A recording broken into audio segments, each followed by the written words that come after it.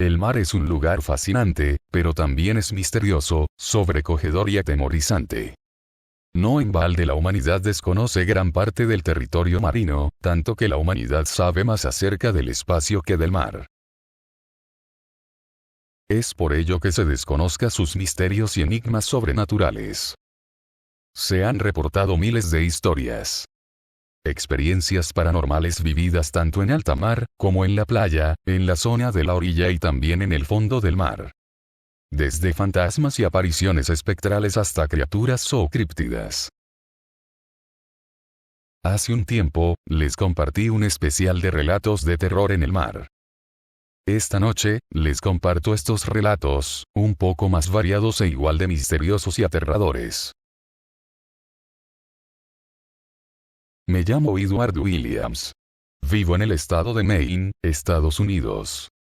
Esta historia me sucedió allá por el 2005. En ese entonces, vivía con mi padre y mi hermana, la cual tenía mi misma edad. Solíamos visitar la zona costera, yéndonos a pasear en la playa. Atrapábamos cangrejos. Una mañana, fuimos solamente mi hermana y yo a la playa. Ambos éramos muy independientes.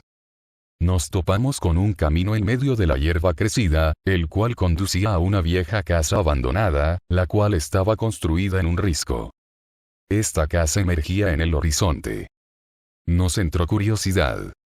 Decidimos que entraríamos. Nos internamos en ese camino. Las olas rompían. El ruido del mar, la brisa marina, el olor.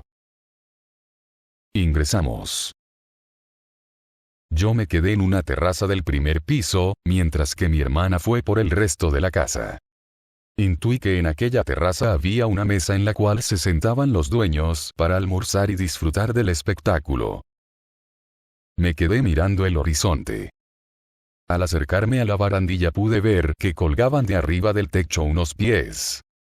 Pensando que era mi hermana quien había subido al segundo piso y que se había sus zapatillas, descansando sus pies al borde. Yo grité y dije, ¿tan rápido has llegado al segundo piso? Fue cuando escuché el ruido de pasos que se acercaban corriendo seguido por la voz de mi hermana a mis espaldas, diciéndome de qué hablaba si ella aún seguía en el primer piso. Entonces, yo puse mi cara de asustado. Si no era mi hermana, ¿de quién eran esos pies? ¿Quién estaba arriba de nosotros? Conteniendo mi miedo, le hice señas a mi hermana para que se acerque. Ella se acercó y le indiqué arriba en la esquina. Los ojos de ella se abrieron al ver esos pies. Fue cuando la cara totalmente pálida de una niña se asomó.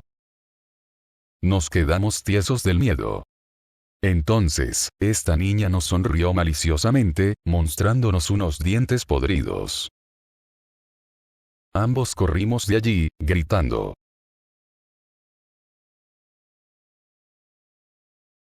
¿Alguien sabe una historia de terror en faros? Para los que no saben, antiguamente, aquel que trabajaba como farero, el guardián y custodio de los faros, debía vivir en el faro, pasar la noche allí. Incluso, muchos se quedaban a vivir allí con sus esposas e hijos. La isla de São Miguel es una isla que componen las Islas Azores y que pertenece a Portugal. En el municipio de Nordeste está un peculiar atractivo. El faro do Arnel. Un camino se levantaba en medio de la hierba crecida, conduciendo al viejo faro, el cual estaba construido en un risco montañoso. Esta historia sucedió en 1920. Había un farero quien custodiaba el lugar, encargándose de que el faro esté operativo. Él vivía solo, vigilando, cumpliendo su trabajo de forma íntegra y encomiable. El faro alumbraba la costa del mar Atlántico, un vastísimo lugar, tan enorme como solitario. Una mañana, algunos pueblerinos fueron al faro para ver cómo estaba el farero.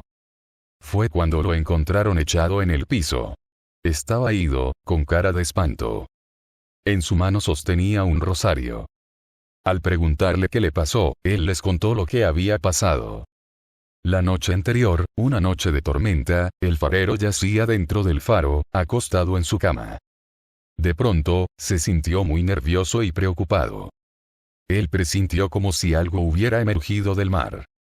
Su preocupación creció al intuir que algo estaba merodeando por la costa de la isla y que se acercaba al faro. Sentía como esa cosa reptaba por las paredes del faro. De pronto, escuchó unos pasos en el interior del faro. Alguien o algo estaba adentro. Mas, ¿quién podía ser? Cada vez los pasos se hacían más audibles. Estaba atrapado. No tenía escapatoria. Desesperado, el farero se escondió debajo de la cama.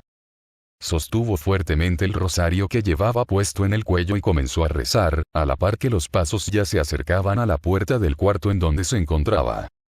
De pronto, la puerta del cuarto se abrió. Pudo ver por debajo de la puerta lo que había ingresado a su cuarto. Era un ser con escamas. Su cara parecía la de un pez.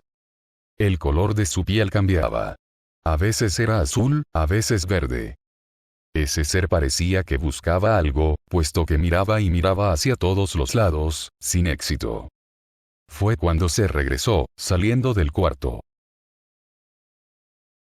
Nunca estuvo tan aterrado como esa noche. Él está seguro que lo que ese ser buscaba era a él. De haberlo encontrado, no sabe qué le hubiera pasado. Gracias a Dios que tuvo ese presentimiento y que pudo ocultarse. Tras contar esa historia, el farero se desmayó. Estuvo varios días postrado en cama, afectado por una fiebre. Los pescadores de Fisterra, al igual que todos los gallegos, son muy supersticiosos respecto del mundo paranormal. Ellos siempre procuraban no pasar nunca por la noche cerca de las rompientes en las que había habido un naufragio con víctimas humanas. Decían que las almas de los ahogados merodeaban por el entorno y que con frecuencia se las oía pronunciar los nombres de las personas a las que veían pasar, circunstancia que producía gran temor y que obligaba al reclamado a huir de allí precipitadamente. Este fenómeno se producía principalmente los días de tormenta. Uno de los lugares más misteriosos era el Cabo de Finisterre, un lugar temido por los pescadores. En dicho mar se había producido la batalla de Finisterre, un combate acaecido en 1805, durante el marco de las guerras napoleónicas. Debido a que había sido un lugar donde hubo muertos y embarcaciones encalladas, era considerado un lugar maldito. No escuchando a las advertencias de los más experimentados y ancianos, dos jóvenes, de nombres Manuel y José, se embarcaron en una noche por las costas cerca del Cabo de Finisterre, un lugar temido por los pescadores. La niebla había cubierto la costa. Tuvieron que andar con mucho cuidado. Cuando la niebla se disipó, vieron que emergieron unas figuras del mar. Ellos se acercaron y se ocultaron tras unas rocas para ver mejor quiénes eran ellos. Manuel y José vieron que se trataban de unas figuras encapuchadas. Conforme se acercaban, vieron que tenían rostros cadavéricos. Una procesión de gente de muerte. Agazapados con miedo, ellos permanecieron tras esas rocas, rezando, esperando que estos seres no los vean. Gracias a Dios la macabra procesión siguió su camino, perdiéndose en el monte. Manuel y José se levantaron y cuando estuvieron a punto de huir, miraron hacia el mar. Había luces que emergían del fondo del mar, iluminando el lugar. Vámonos, es la hora de los muertos. Los muertos saldrán del mar. Ambos huyeron del lugar. Esta vivencia la contaron a todos sus conocidos, aunándose a las miles de historias que los gallegos tienen en la memoria y cuentan, siempre en las noches y al lado de una fogata. Aparte existen algunas leyendas relacionadas a las costas gallegas. Se conocen algunos casos en los que el comportamiento del alma solitaria que se aparecía por la comarca de Cee, muy cerca de Fisterra, se asemejaba mucho al del alma que en Irlanda llaman Bansere, aunque algunos la denominan también hada blanca o hada doméstica. Su aspecto es el de una anciana de larga cabellera blanca. El siguiente relato nos lo envía Juan Blasco, de Zaragoza, España. No es una historia de terror, pero sí es una muy interesante historia que nos muestra el mundo de los espíritus.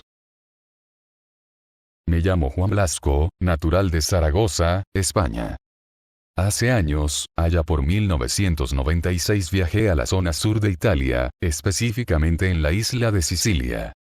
Una de las urbes que visité fue la ciudad de Cefalù. Ubicada en la parte norte de la isla, la ciudad costera de Cefalù es un sitio muy hermoso. Su arquitectura antiquísima aunada a sus playas constituyen un atractivo turístico muy concurrido. Yo estaba paseando de noche en el puerto antiguo de Cefalù. A veces, un mismo lugar tiene otra perspectiva, otro ambiente, al caer la noche. Al llegar a unas rocas situadas al final del puerto, vi a una mujer que estaba sentada a la orilla del mar. Estaba llorando desconsoladamente. Esa mujer, de cabellos negros y tez pálida, estaba llorando muy amargamente. Yo le pregunté qué le pasaba, cuál era el motivo de su aflicción. Ella me respondió diciéndome que se estaba lamentando las desgracias que le habían ocurrido en su vida, enturbiándola para siempre. Yo me senté a su lado y me presentí. Le dije que, si ayudaba en desahogarse, él podría contarle de sus tristezas. Ella se presentó como Doménica. Dijo que ella vivía bien. Vivía feliz con sus padres, unas personas de bien, que habían logrado salir adelante. Tenía un novio, Francesco, un joven muy amable y sincero. Ella se la pasaba los atardeceres en la playa de la ciudad con su amado. Era su lugar preferido.